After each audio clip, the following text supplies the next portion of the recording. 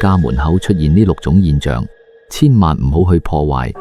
係財神爺嚟你屋企串門啦！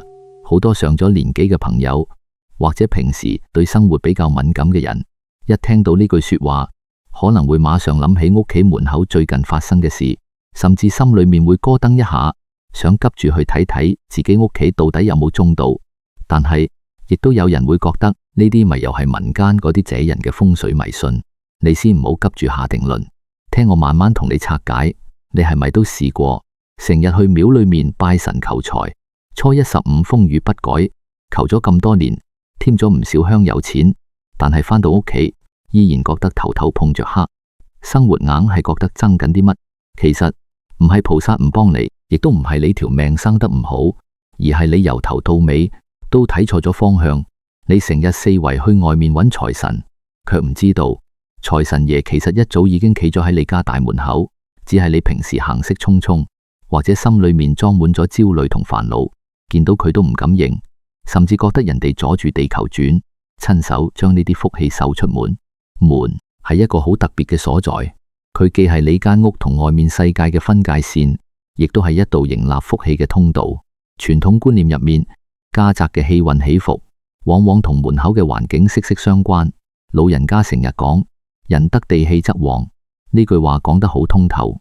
好多人以為要旺就要買啲好貴嘅風水擺件，咩八卦鏡啦、大細貔貅啦，擺到成屋都係，以為咁樣就可以鎮住個牆。但係真正嘅風水從來都唔係死物，而係活生生嘅氣場。大自然係有一套非常敏銳嘅信號系統嘅，佢會透過你屋企門口嘅一啲細微變化嚟話俾你知，你屋企嘅磁場而家處於一個咩狀態。民間流傳住6種家門口嘅吉兆，話一旦出現就代表財運要爆發。呢啲說話流傳咗幾百年，點解到今時今日仲有人信？因為佢背後藏住一個極之深刻嘅真理。喺佛法裏面有一個詞叫做依報隨着正報轉，聽落好似好深奧，其實講白啲就係環境會跟住你個心去改變。正報係咩？就係你自己，你嘅身體，你嘅起心動念，你平時做人做事嘅態度。依報又係咩？就係你身處嘅環境，包括你住緊嗰間屋，你門口塊地，甚至你身邊遇到嘅人同事。當你內心充滿木氣，日日怨天尤人，睇咩都唔順眼嘅時候，你散發出嚟嘅磁場就係排斥嘅。呢個時候，你屋企門口嘅依報就會變得冷冰冰，財氣福氣自然兜路走。但係當你內心變得平和、慈悲，開始廣結善緣嘅時候，你個磁場就會變得溫暖、包容。呢個磁場一變，大自然就會感應得到，你屋企門口就會開始吸引一啲帶住好意頭嘅人事物埋嚟。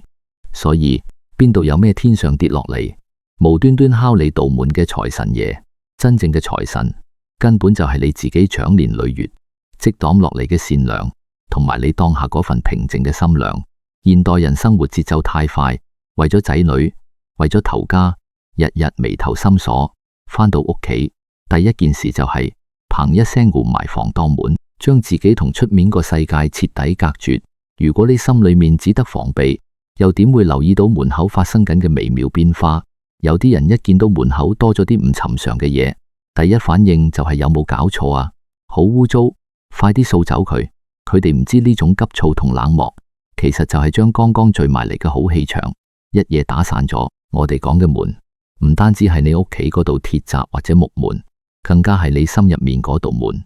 如果你心門緊閉，就算金山銀山真係堆喺門口，你都只會覺得阻礙。試諗下，如果你平時黑口黑面，街坊鄰里見到你都避之則吉，咁就算有咩發達嘅機會，人哋又點會特登敲門話你知？相反，和氣生財。當你將屋企門口打理得乾淨企理，同時又對周遭嘅事物留有一份善意，你其實就係喺度為自己佈一個吸納福報嘅大局。講到呢度，你可能會問，到底係邊6種現象咁神奇？我哋今日就先講第一同第二種。呢2種吉兆都同活物有關。你成日去外面求風水，但你知唔知到底係咩活物能夠俾你花大價錢請大師睇風水，買翻嚟嘅風水羅盤仲要準？你以為嗰啲流浪貓貓狗狗嚟你門口做窩，或者無端端有小伴喺你門口擺檔，只不過係偶然。其實佢哋係本能地睇穿咗你內心嘅溫度。喺民間流傳嘅6大吉兆入面，第一同第二種正正就係同呢啲活物有關。第一種係有流浪貓狗或者雀斗喺你屋企門口停留，甚至築巢；而第二種係無端端有小伴中意喺你門口附近擺檔，或者有人中意聚喺你門口傾偈。好多人一見到呢兩種情況，第一反應就係皺眉頭。哎呀，啲流浪貓狗好污糟噶，陣間惹到周圍都係咗點算？快啲攞把掃把趕走佢！嗰個賣生果嘅做咩推架車仔嚟我門口，阻住晒我出入，又嘈，等我打電話去投訴佢先。如果你都試過咁做，或者有過咁嘅念頭，咁你真係要靜低心嚟聽我講。你可能喺無意之中親手將財神爺推咗出門外。我哋先講雀斗同流浪動物。民間有句老話叫做良禽擇木而棲。你以為啲燕子、喜草或者街邊嗰啲流浪貓狗係隨便揾個地方就生兒育女、安營紮寨嘅？絕對唔係。動物嘅直覺比我哋人類敏銳唔知幾多倍，佢哋冇人類咁多複雜嘅心思，冇雜念，完全係靠身體本能去感受周圍嘅磁場。如果一間屋裏面嘅人日日鬧交，為咗少少錢就大打出手，或者個主人心胸奢窄，成日算計人，呢間屋散發出嚟嘅氣場就係充滿戾氣嘅。呢種氣流好尖銳，動物行過都會覺得周身唔聚財，寧願兜遠啲都唔會行埋去。相反，如果某一日你發現有燕子喺你門口屋檐下擔做麼，或者有隻流浪貓成日喺你門口曬太陽，見到你都唔驚，甚至會走埋嚟蹭下你，呢個時候你千萬唔好去拆佢個頭，更加唔好惡言相向去趕佢走。點解？因為佢哋用最原始嘅本能話緊俾你知，你屋企而家嘅磁場好安定、好溫暖。呢啲小生靈將你屋企當做避風港，證明你或者你屋企人平時為人厚道，積落咗唔少善緣，令到個環境散發出一種令人安心嘅能量。佢哋嘅到嚟其實係為你屋企注入緊生機。萬物皆有靈，你俾個位佢哋遮風擋雨，呢份唔起眼嘅慈悲心，大自然係會記低嘅。你對小生靈釋放善意，福報自然就會慢慢向你靠攏。講完動物，我哋再講下人。有時候你屋企門口或者附近無端端多咗個賣嘢嘅小盤，又或者街坊鄰里硬係中意企喺你門口嗰條巷仔傾偈，好多人覺得嘈，覺得侵犯咗自己嘅私人空間。但係你調轉頭諗下，做生意嘅人最講究係咩？係人氣。唔知你有冇留意過，有啲鋪頭明明開喺旺區，但硬係死氣沉沉，冇人想行入去。有啲小盤檔開喺橫街窄巷，但偏偏人頭湧湧，爭住去幫襯。呢啲小盤無意識之間揀中你門口潮流，正正因為你門口嗰塊地嘅氣聚得埋，和氣生財，有人氣先至會有財氣。呢啲過客喺你門口做生意傾偈，其實就係幫你帶動緊周圍嘅氣流，將本來一潭死水嘅環境變得充滿活力。佛教講廣結善緣，只要佢哋唔係真係嚴重阻塞通道，或者搞到烏煙瘴氣影響衛生，你俾少少包容，見面笑一笑，打個招呼，唔好下下都落足客令。你呢份包容同和氣就係最好嘅風水。你打開咗自己嘅心胸，接納外來嘅人氣、財氣，先至揾到路入你屋企。如果你成日趕客，下下拒人於千里之外，財神爺見到你面目可憎，又點敢埋你身？所以話屋企門口出現呢啲活物，人氣根本就唔係咩偶然，佢哋係一面鏡，照出咗你內心嘅溫度，同埋你家宅而家嘅運勢走向。當你個心變得柔軟、包容，你周圍嘅依報環境就會跟住好轉。呢個就係最實在嘅財神爺串門。講到呢度，你可能會話：好啦，我明啦，活物識得揀磁場，肯親近我，證明我氣場好。咁如果係一啲死物呢？如果一塊地本身就係大凶之地，連風水大師睇過都話住唔過，會係死人，咁又點計？活物識得揀地方，咁死物呢？喺講屋企門口第3同第4種吉兆之前，我先同大家講一個真實嘅歷史故事。北宋時期有一位好出名嘅名臣，叫做范仲淹。嗰陣時，江南有一塊地出晒名係絕地，即係我哋而家講嘅超級凶宅。坊間傳聞，邊個住入去，邊個就非死即傷，甚至會家破人亡。當時有個睇風水好叻嘅人，見到范仲淹想買嗰塊地，就苦口婆心咁勸佢，千萬唔好買啊！呢塊地風水極差，住入去會斷子絕孫嘅。你估范仲淹點答？佢聽完之後，反而笑笑口咁話：如果呢塊地真係咁兇險，咁就更加應該由我買落嚟住啦。等我住咗，咪免得其他老百姓買錯咗，野外上身咯。結果點？范仲淹買低咗呢塊凶宅，但佢冇請人返嚟做法事，亦都冇擺咩八卦鏡去鎮壓，佢反而喺呢塊地上面起咗一間學府，請咗好多好老師返嚟，免費教啲窮苦人家嘅細路讀書。佢將自己嘅私心放低，將一個屋企嘅小愛變成咗造福無數人嘅大愛。慢慢咁，奇蹟出現咗，呢塊原本人見人怕嘅凶宅，竟然變成咗一塊風水寶地。由呢間學府行出嚟嘅人才，考到狀元做大官嘅人，多到數唔晒。點解會咁？呢個就係佛法入面講嘅境隨心轉。一塊地嘅風水再差，都大唔過一個人嘅心量。當你個心充滿住慈悲，充滿住生機嘅時候，你身處嘅環境，就算係一潭死水，都會被你救活。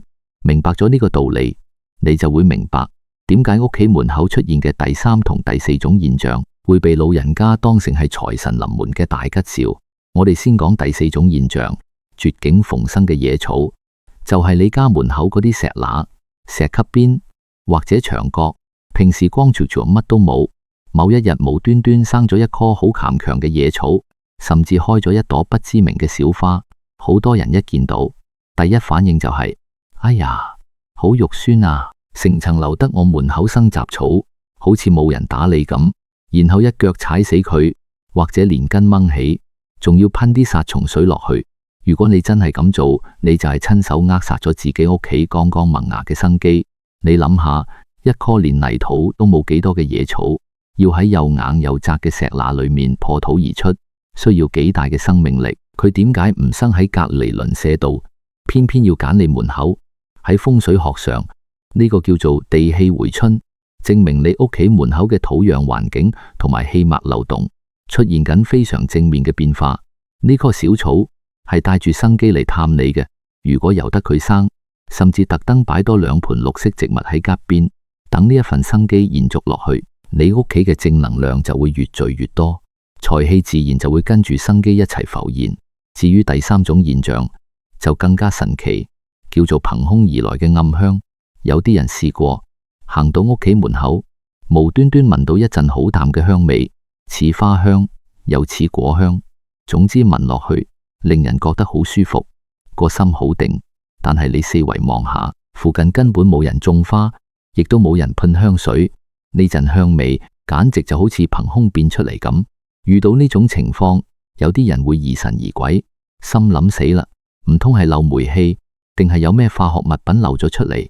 當然，安全第一，排查一下係啱嘅。但如果查清楚，絕對唔係有毒氣體，附近亦都冇污染源，咁呢陣不知來歷嘅清香，其實就係一個極大嘅吉兆。民間成日話家宅將會行大運，或者有貴人降臨之前，好多時都會伴隨住某種難以形容嘅香氣。喺佛教裏面有一樣嘢叫做戒定真香，意思就係當一個人嘅心念越嚟越清淨，唔再成日發脾氣、算計人，佢身上同埋佢住嘅地方，自然就會散發出一種令人愉悅嘅氣息。呢陣香味其實係大自然對你內心平靜嘅一種回應。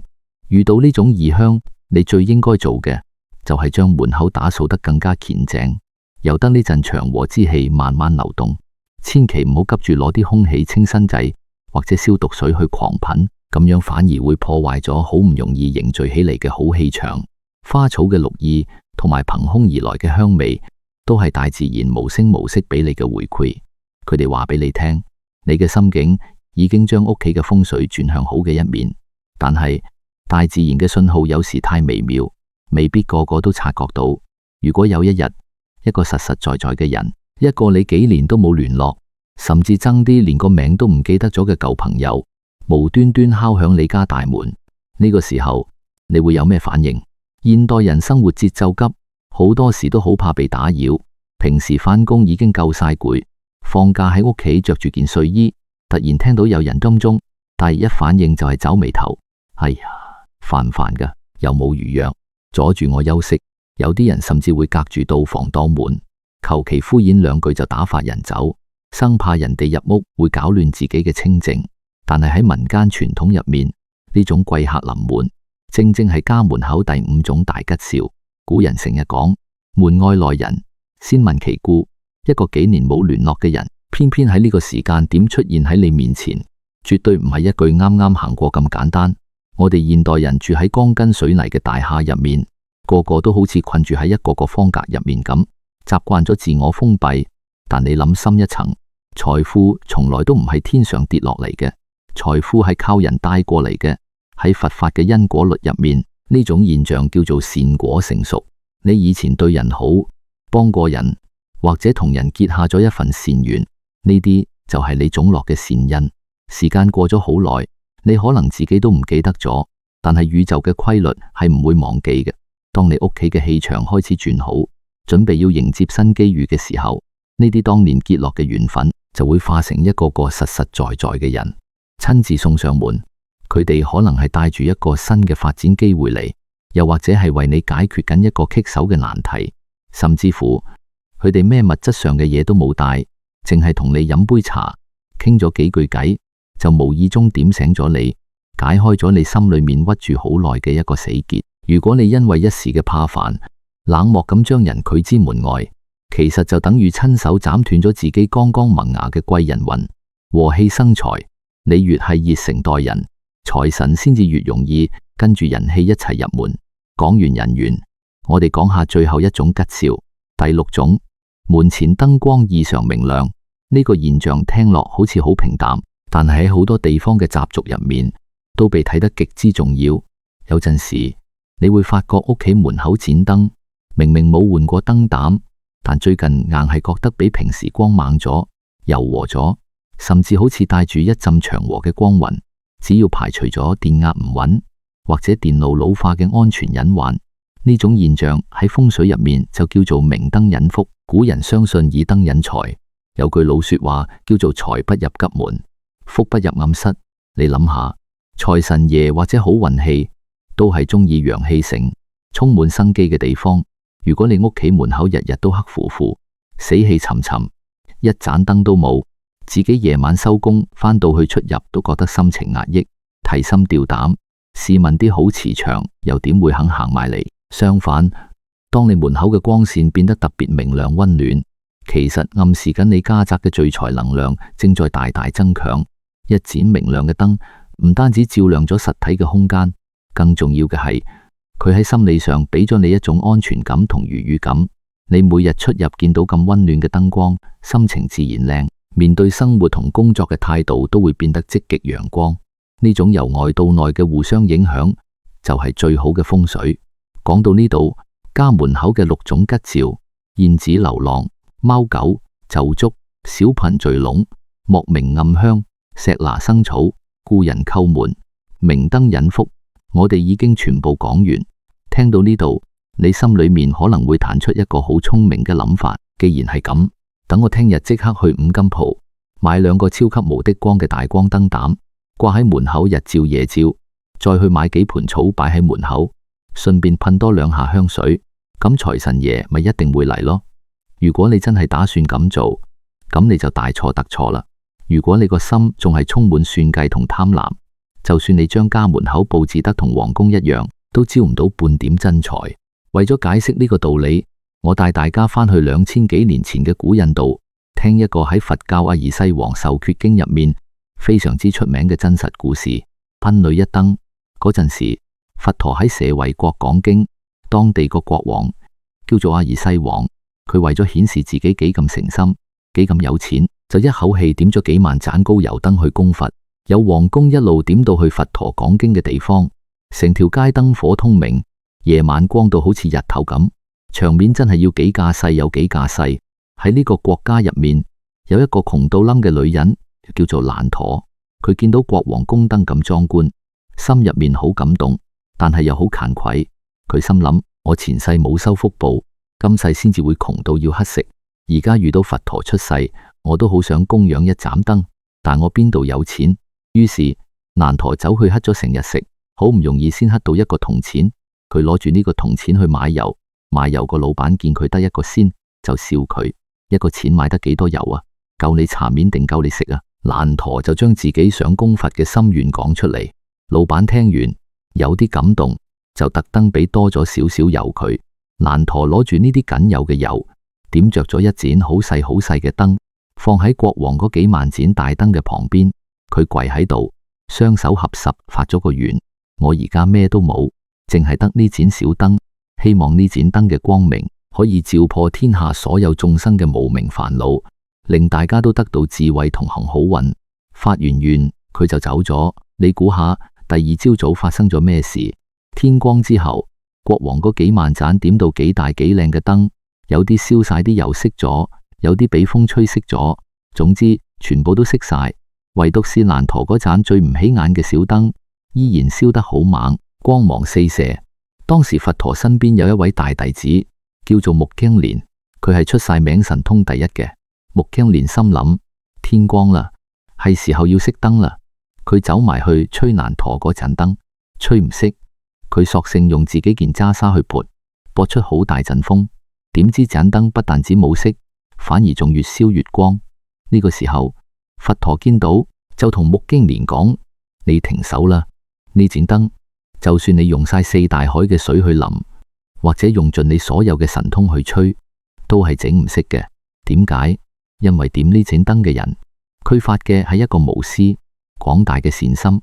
國王點幾萬盞燈係為咗自己求福報、求面子，但難陀點一盞小燈係將自己僅有嘅一切攞出嚟，希望所有人都好。呢份心量大到連天地都為之震動。我哋講返轉頭，你而家明白點解我話買個大光燈膽掛喺門口係冇用噶啦？好多人成日執着屋企門口個風水，擺個八卦鏡，掛串五帝錢、中盤發財樹，生怕破壞咗外面嘅吉兆。但其實佢哋搞錯咗最重要嘅一個概念。喺佛家眼中，掌管你命運同運勢嘅根本唔係你屋企嗰度木門或者鐵閘，而係你嘅六根門頭。咩叫六根門頭？就係你嘅眼耳鼻舌身意，呢六樣嘢先至係你同呢個世界接觸嘅真正大門。你對眼平時係用嚟睇人哋嘅好處，定係成日影住人哋嘅錯處？你把口係用嚟講和氣生財嘅說話，定係日日鬧人、怨天尤人？你個心係包容、感恩，定係充滿住算計同妒忌？如果你嘅六根門頭日日都打開住迎接負能量，日日都向外散發住戾氣，咁就算你請財神爺嚟，你屋企大門口企定定，佢都保你唔住，因為你內在嗰六道大門已經將所有福氣都斬斷晒。相反，如果你學似故事入面嘅難陀咁，哪怕你而家銀行戶口冇咩錢，哪怕你覺得自己運氣平平，只要你守好自己嘅六根門頭，用善眼睇世界，用好說話對屋企人，個心保持住一分虔誠同慈悲，你呢一盞心燈就已經點着咗。當你不再疑神疑鬼，不再四圍向外強求風水嘅時候，你猜點着嗰啲所謂嘅好運氣、好磁場，反而會好似冤鬼纏身咁，死皮賴臉地追住你跑。因為你成個人嘅氣場已經變成咗一塊巨大嘅吸鐵石，專門吸納世間嘅美好事物。咁講到最後，我哋到底應該點樣去面對家門口出現嘅嗰六種小奇妙？而喺日常生活入面，我哋又點樣先可以真真正正咁守好自己個聚寶盤？人到中老年，大半世人辛辛苦苦都係為咗頭家，經歷過咁多風風雨雨，想屋企平平安安、順風順水，係人之常情。好多時，我哋一聽到人哋講風水、講運程，個心就會好緊張，生怕自己做錯少少嘢，或者擺錯一件嘢，就會破壞咗屋企嘅氣場，影響到自己同啲仔女。但係你睇返轉頭，人生幾十年，邊有咩嘢係靠一個風水擺件就可以一勞永逸嘅？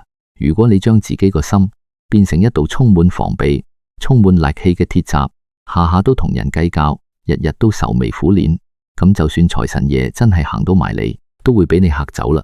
相反，如果你個心係打開嘅，係溫暖嘅，你個人自然就會散發出一種和氣，和氣生財。呢句老話從來都冇呃過人，所以下次當你再見到家門口出現嗰6種現象，有雀仔做窩，有流浪貓狗停留，有小棚住籠帶嚟人氣，聞到不知名嘅暗香，見到石乸生出巖強嘅小草，或者有舊朋友敲門探你，千祈唔好急住去趕走佢哋，亦都唔好覺得煩而去破壞呢啲景象，隨緣接納，俾多一分包容。呢啲睇落唔起眼嘅小事物，其實就係大自然同埋命運暗中遞俾你嘅友善信號。你對萬事萬物釋放善意，命運自然就會用善意去回報你。佛教入面有句說話叫做一切唯心造，你個心點樣睇個世界，個世界就點樣對你。你屋企最大嘅聚寶盤，從來都唔係擺喺大廳嗰個金元寶，亦都唔係門口掛住嗰塊八卦鏡，而係你內心嗰一份寬容、平和同埋廣結善緣嘅心量。守好你嘅心門，就等於守住咗你家宅最大嘅福氣。今日講咗咁多，唔知大家喺日常生活入面，家門口有冇遇過一啲神奇嘅小確幸呢？又或者你有冇一啲一直放唔低嘅心結？喺評論區寫低你嘅故事，或者寫低你而家最放唔低嘅一件事，寫出嚟個心會鬆啲。我哋大家一齊喺度互相結個善緣。